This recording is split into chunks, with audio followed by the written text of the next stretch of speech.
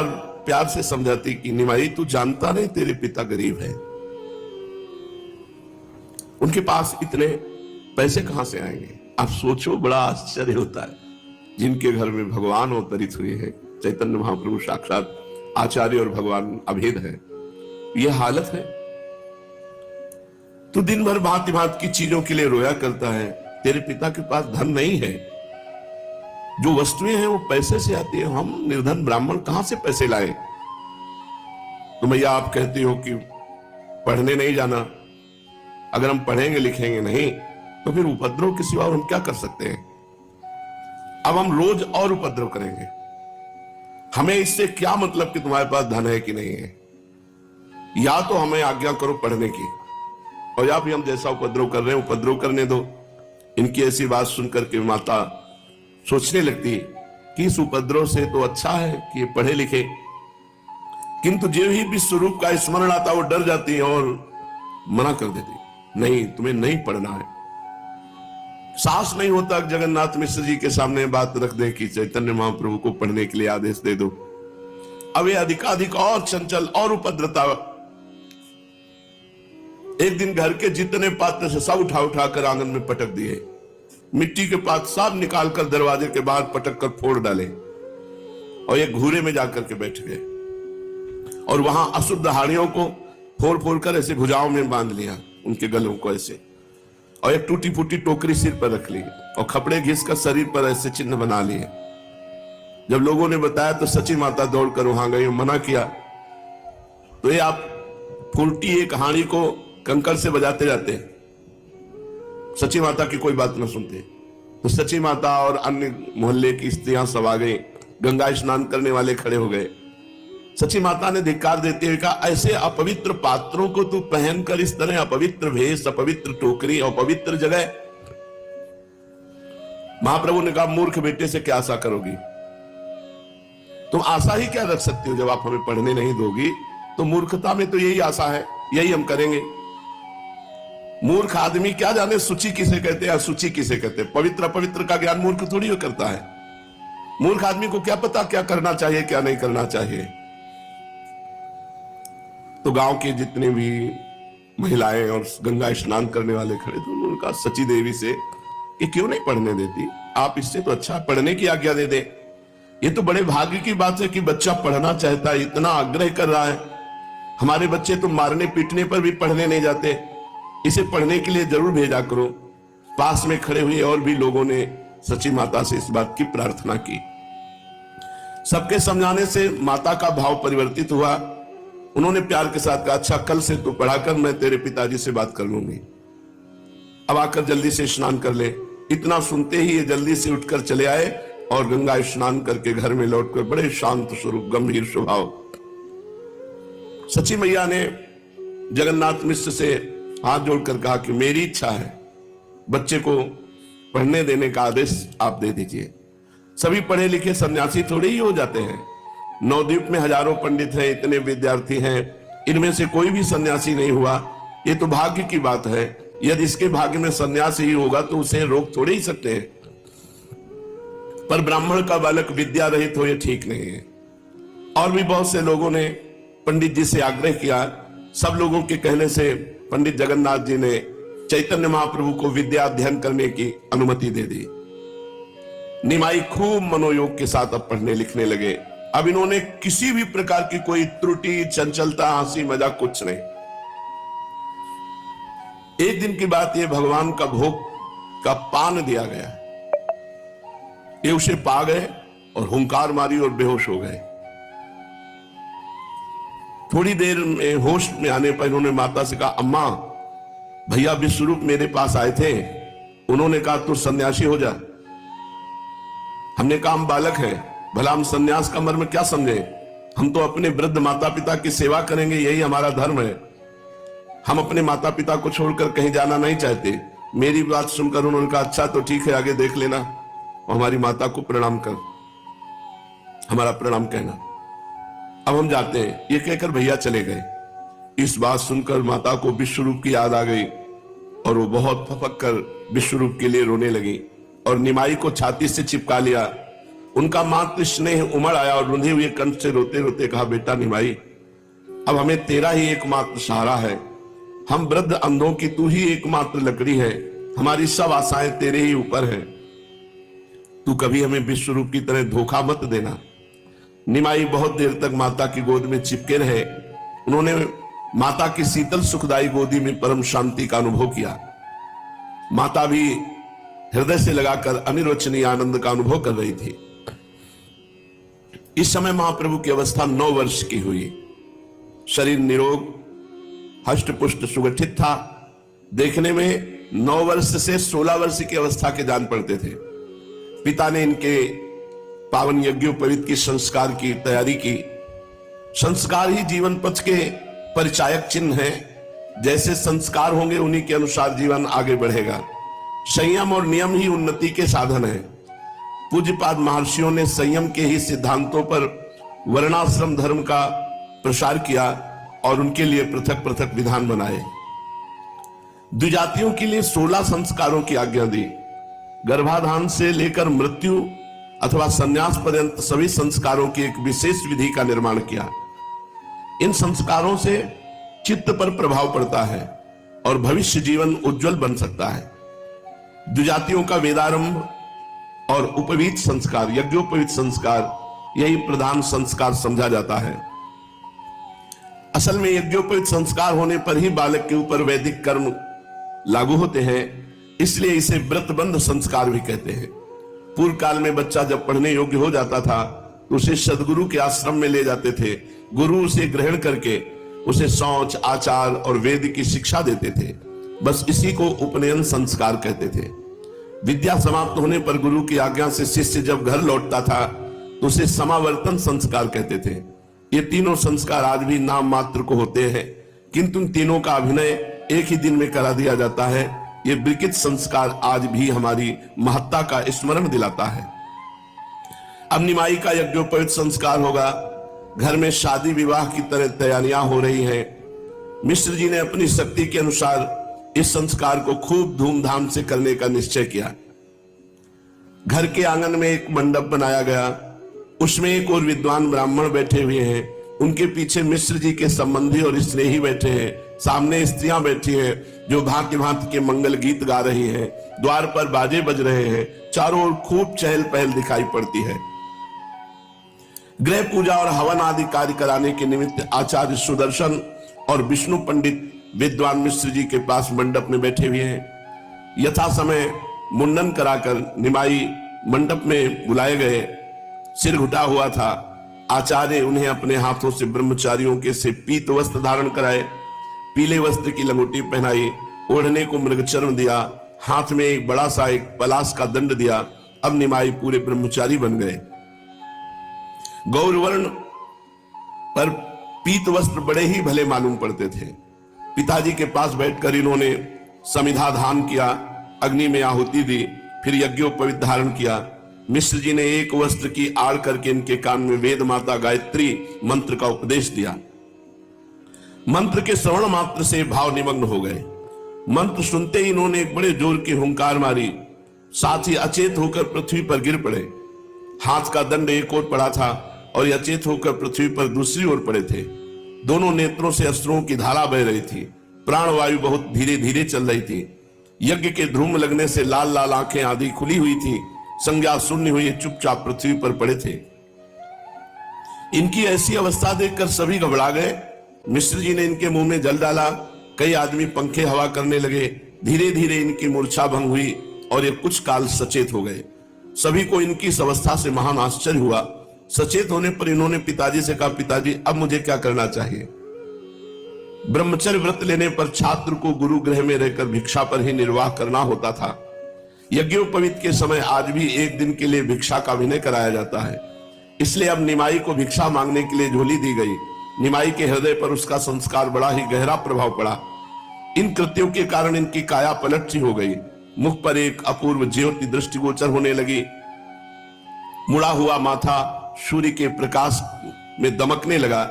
एक हाथ में दंड लिए, दूसरे में झोली लटकाए ब्रह्मचारी के वेश में निमाई बड़े ही भले मालूम पड़ते थे, मानो वामन भगवान अपने भक्त बलि से भिक्षा मांगने जा रहे हो। ये पहले अपनी माता के पास भिक्षा मांगने गए, फिर बारी बारी से सभी के पास भिक्षा मांगने लगे। आचार्य ने इन्हें भिक्षा मांगने का प्रकार बताया, उसी प्रकार ये सबके सामने जाते और भवति भिक्षाम देहि ऐसा कहकर झोली सामने फैला देते। स्त्रियां इनके रूप लावण्य को देखकर मुग्ध हो गई। माता मन ही मन प्रसन्न हो रही थी, उनके हृदय में पुत्र स्नेह की हिलोरें निरंतर उठ रही थी।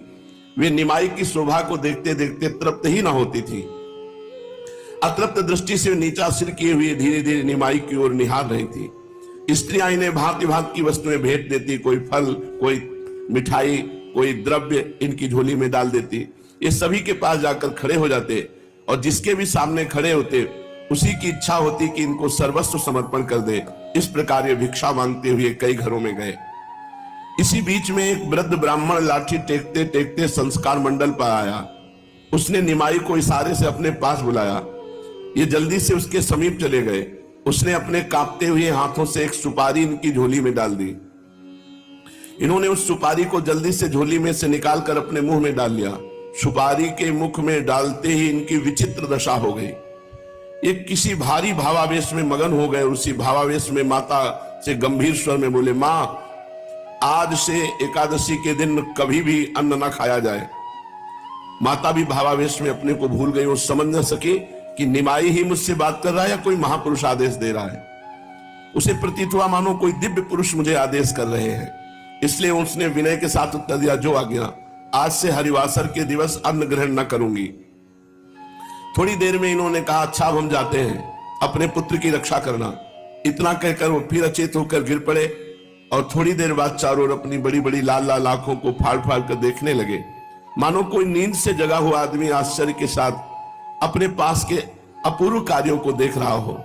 इन्होंने स्वस्थ होकर जब बैठे तो मिश्र जी ने पूछा, बेटा क्या बात थी, तुम क्या कह रहे थे? तो निमाई ने सरलता से उत्तर दिया, नहीं तो पिताजी, मैंने तो कोई बात नहीं की, मुझे कुछ भी पता नहीं। जाने क्या हुआ, मुझे कुछ निद्रा सी प्रतीत होने लगी थी। इस बात को सुनकर सभी इस भावावेश के संबंध में भांति भांति की तर्क वितर्क करने लगे। किसी ने कहा किसी का आवेश है, किसी दिव्य आत्मा का आवेश है। भक्तों ने कहा नहीं, साक्षात हरि भगवान का आवेश है। उसी दिन यज्ञोपवीत के समय इनका नाम गौर हरि हुआ। स्त्रियों को यह नाम बहुत प्रिय था। अब से वो निमाई की जगह गौर हरि कहकर पुकारने लगे। यज्ञोपवीत संस्कार के समाप्त होने पर गौर हरि का समावर्तन संस्कार किया गया। उनके वस्त्र बदल दिए गए। माता ने बड़ी बड़ी आंखों में काजल लगा दिया। नूतन वस्त्र पहनकर गौर हरि बाहर आए। उन्होंने सबसे पहले पिता के चरणों को स्पर्श करके प्रणाम किया, फिर सभी वृद्ध ब्राह्मणों की चरण वंदना की। ब्राह्मणों ने इन्हें भांति भांति के आशीर्वाद दिए। इस प्रकार बड़े ही आनंद के साथ इनका यज्ञोपवीत संस्कार उत्सव हुआ। यज्ञोपवीत हो जाने के अनंतर आचार्य सुदर्शन और विष्णु पंडित के समीप पढ़ने के लिए जाने लगे। मेधा शक्ति बाल्यकाल से ही बड़ी तीक्ष्ण थी। अध्यापक एक बार जो इन्हें पढ़ा देते, फिर दूसरी बार पूछने की आवश्यकता नहीं होती, वो कंठस्थ हो जाता। अध्यापक इनसे बहुत प्रभावित और प्रसन्न थे। थोड़े दिनों के पश्चात मिश्र जी ने इन्हें मायापुर के निकटवर्ती गंगानगर की पाठशाला में पढ़ने के लिए भेजा। उस समय उस पाठशाला के प्रधानाध्यापक पंडित गंगादास जी थे। पंडित गंगादास जी व्याकरण के अद्वितीय विद्वान थे। व्याकरण में उनकी ख्याति दूर दूर तक फैल चुकी थी। बड़े बड़े योग्य छात्र उनकी पाठशाला में अध्ययन करते थे। उस समय व्याकरण की वही पाठशाला मुख्य थी। गौरहरि भी अन्य छात्रों के साथ पंडित गंगादास जी के समीप व्याकरण का अध्ययन करने लगे। अब पंडित जगन्नाथ मिश्र की आशा लता बड़ी ही तेजी के साथ बढ़ने लगी। उस लता पर छोटी छोटी कलियां भी आने लगी। अर्थात उनके मन में कि अब निमाई जवान होगा, ब्याह होगा, उसके पुत्र होंगे, हमारा घर आंगन बड़ा आनंदमय होगा, ऐसा वो सोचकर बड़े आनंद मगन होते कि मेरी आशा लता अब शीघ्र ही फूलने फलने लगेगी। वो दिन कैसा सुहावना होगा जिस दिन निमाई को बहू के साथ अपने आंगन में देखूंगा।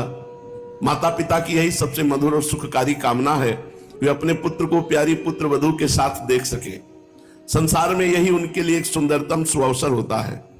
सची देवी के सहित मिश्र जी उसी दिन की प्रतीक्षा कर रहे थे, पर तेरे मन कुछ और है, विधना के कुछ और। मिश्र जी के मंसूबे पूरे नहीं हो पाए। विधना ने तो और विधान रचा था। निमाई 11 वर्ष के हो गए, नियमित समय पर पढ़ने जाते हैं, रोज आकर पिताजी के चरणों में प्रणाम करते। एक दिन उन्होंने देखा पिताजी बुखार के कारण अचेत पड़े हैं। उन्होंने घबराकर माता से पूछा, अम्मा पिताजी को क्या हो गया? उदास होकर के माता ने कहा, बेटा तेरे पिता को ज्वर आ गया है। ज्वर माने बुखार। निमाई पिताजी की खाट के पास जा बैठे और धीरे धीरे उनके माथे पर हाथ फेरने लगे। निमाई के सुकोमल शीतल कर स्पर्श से पिता की तंद्रा दूर हुई। उन्होंने क्षीण स्वर में कहा, निमाई बेटा मुझे थोड़ा जल पिला दे।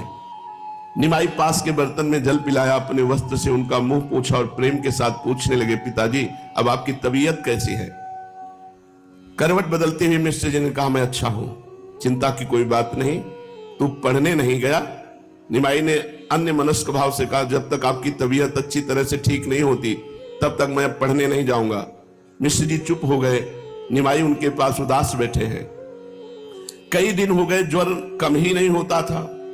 वैद्य को भी सची देवी ने बुलाया, पर घर में इतना धन नहीं था कि बड़े वैद्यों को बुलाकर बड़ी औषधि दी जाए। पास में जो मामूली वैद्य थे उन्हीं को बुलाया और उन्होंने दवा दी, किंतु रोग घटने के स्थान पर बढ़ने लगा। अब तो ऐसा दिखाई देने लगा कि जीवन की आशा समाप्त हो रही है। जगन्नाथ मिश्र जी ने सची देवी को बुलाया और कहा, देखो अब मेरे जीने की आशा नहीं है।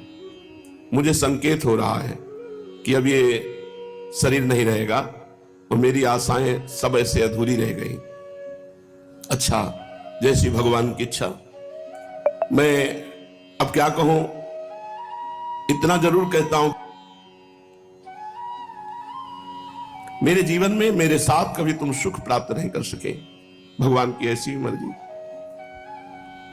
देखो मैं तुमसे हृदय की बात कहता हूं, मैं कुछ क्षण का मेहमान हूं, बस इस निमाई का ख्याल कर रखना। इतना कहते कहते सांस फूलने लगी, कुछ भी नहीं कह पाए। सची देवी तो फूट फूट कर रोने लगी। पिताजी की ऐसी दशा देख करके निमाई ने और मित्रों को बुलाया और उनको खाट से नीचे उतारा और मिश्र जी को कुशासन पर ले जाया गया। मिश्र जी ने धीरे धीरे कहा कि मुझे अगर गंगा तट पर ले चलो तो ज्यादा अच्छा रहेगा। उनकी इच्छा के अनुसार निमाई माता सची के साथ और जो मित्र थे गंगा तट पर ले गए। 11 वर्ष के बालक ने किसी को भी और हाथ लगाने नहीं दिया। माता और स्वयं गंगा तट पर उनको। निमाई भी समझ गए कि पिताजी हमें छोड़कर सदा के लिए जा रहे हैं, इसलिए रोते रोते कहा, पिताजी मुझसे क्या कह रहे हो? मुझे किसके हाथों सौंप रहे हो? मिश्र जी ने कांपते हुए हाथ से धीरे धीरे हाथ उठाकर निमाई के सिर पर रखा और छाती पे से लगा करके कहा, निमाई मैं तुम्हें भगवान के हाथों सौंपता हूं, वे ही तेरी रक्षा करेंगे। बस इतना कह पाए और हाथ पुनः वापस आया और शरीर छूट गया। निमाई जोर जोर से रोने लगे। सची देवी भी चीत्कार करके रोने लगी। सभी सगे संबंधी उन्हें धैर्य बंधाए। फिर धैर्य धारण करके गौरहरि ने अपने हाथों से पिता की अंत्येष्टि क्रिया की। पिता के परलोक गमन से बहुत दुख हुआ। अब माता को तो चारों ओर अंधेरा ही अंधेरा दिखाई दे रहा था। वैसे धन नहीं था, कुछ सहयोग किसी भी तरह से पिता भी चले गए। अब अभी निमाई की छोटी अवस्था 11 वर्ष की और माता बस कोई घर में और पूछने वाला भी नहीं। माता को चारों ओर अंधकार ही अंधकार दिखाई देने लगा। मिश्र जी की असामयिक मृत्यु से बहुत दुख हुआ। घर में कोई दूसरा नहीं, इसलिए गौरहरि ने माता को धैर्य धारण कराया। उन्होंने माता से कहा, अम्मा तुम चिंता मत करो, ये तो भाग्य का खेल है कि पिताजी नहीं रह पाए। एक ना एक दिन मृत्यु सबकी होनी है। हमारे भाग इतने नहीं थे कि हम पिताजी का साथ पाते। वो छोड़कर चले गए। तुम दुखी मत हो। तुम्हें दुखी देखकर मेरा हृदय फटने लगता है। मैं हर तरह से आपको सुख प्रदान करने की चेष्टा करूंगा। मैं तुम्हारी सेवा करूंगा। निमाई के समझाने पर माता धैर्य धारण किया और अपने शोक को छिपाया।